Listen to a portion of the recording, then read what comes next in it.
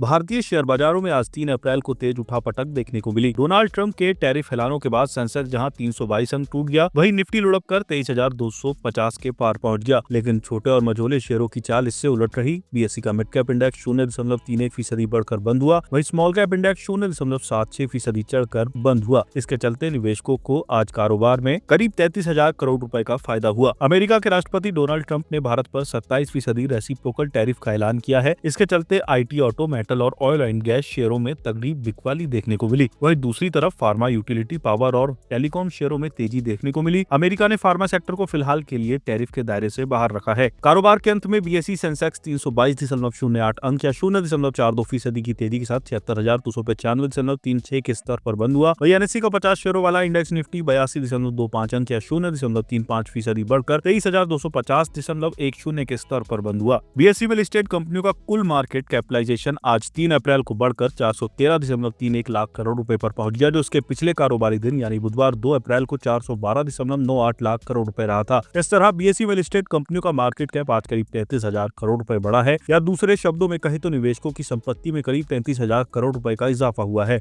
BSE Sensex के 30 में से 13 शेयर आज हरे निशान में यानी बढ़त के साथ बंद हुए। इसमें पावर ग्रिड के शेयरों में 4.34% की सबसे अधिक तेजी रही। इसके बाद सन फार्मा, अल्ट्राटेक सीमेंट, एनटीपीसी और एशियन पेंट के शेयर 1.82% से लेकर 3.26% की बढ़त के साथ बंद हुए। वहीं सेंसेक्स के बाकी 17 शेयर आज गिरावट के साथ बंद हुए। इसमें भी टाटा कंसल्टेंसी सर्विसेज का शेयर 3.98% की गिरावट के साथ टॉप लूजर्स रहा। वहीं tech Mahindra, HCL tech, Infosys और टाटा मोटर्स के शेयरों में 2.64% से लेकर 3.84% तक की गिरावट देखी गई। 4 अप्रैल को कैसी रह सकती है बाजार की चाल? रेलिगेयर ब्रोकिंग के अजीत मिश्रा का कहना है कि वीकली एक्सपायरी वाले दिन बाजार में थोड़ी गिरावट दर्ज की गई।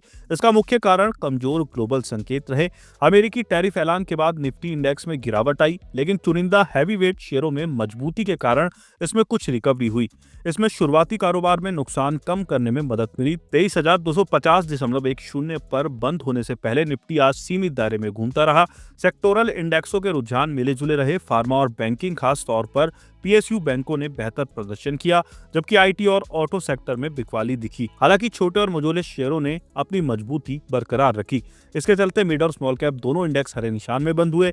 अमेरिकी टैरिफ को लेकर बाजार की नपी तुली प्रतिक्रिया भारत और अमेरिका के बीच चल रही ट्रेड वार्ताओं से जुड़ी उम्मीदों को दर्शाता है। इसके साथ ही भारत की तुलना में ज्यादा टैरिफ के कारण दूसरे देशों पर ट्रम्प टैरिफ का ज्यादा असर हो सकता है। इससे भारतीय निर्यात पर इसका प्रभाव कम हो सकता है। तकनीकी नजरिए से देखें तो ट्रेडरों को 23,100 पर स्थित 20-डे एक्सपोनेंशियल मूविंग एवरेज पर बारीकी से नजर रखनी चाहिए।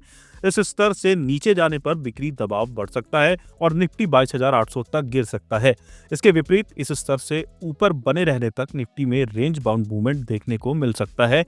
इस कंसोलिडेशन के बीच अलग अलग सेक्टरों में चुनिंदा पॉकेट्स में मजबूती दिख रही है। जब तक कोई स्पष्ट संकेत नहीं मिलते, तब तक स्टॉक स्पेसिफिक मौके खोजने पर फोकस करें। जियोजीत इन्वेस्टमेंट के रिसर्च हेड विनोद नायर का कहना है कि घरेलू बाजार में शुरुआत में रिकवरी के संकेत दिखे, लेकिन अमेरिका में भारत से होने वाले आयात पर अपेक्षाकृत कम 26% टैरिफ के ऐलान के बाद बाजार हल्की गिरावट के साथ बंद हुआ। अमेरिका में मंदी की आशंका और सप्लाई चेन में बाधा के कारण IT और ऑटो सेक्टर में बिकवाली का दबाव रहा। दूसरी तरफ टैरिफ से छूट मिलने में फार्मास्यूटिकल शेयरों को लाभ हुआ। इसके अलावा मजबूत घरेलू मैक्रो इकोनॉमिक आंकड़ों और कच्चे तेल की कम कीमतों में नरमी ने बाजार को सपोर्ट किया। हालांकि टैरिफ से शॉर्ट टर्म चुनौतियां होंगी, लेकिन भारत की आर्थिक मजबूती और द्विपक्षीय व्यापार समझौते ट्रम्प टैरिफ के प्रभाव को कम करने में मदद कर सकते हैं।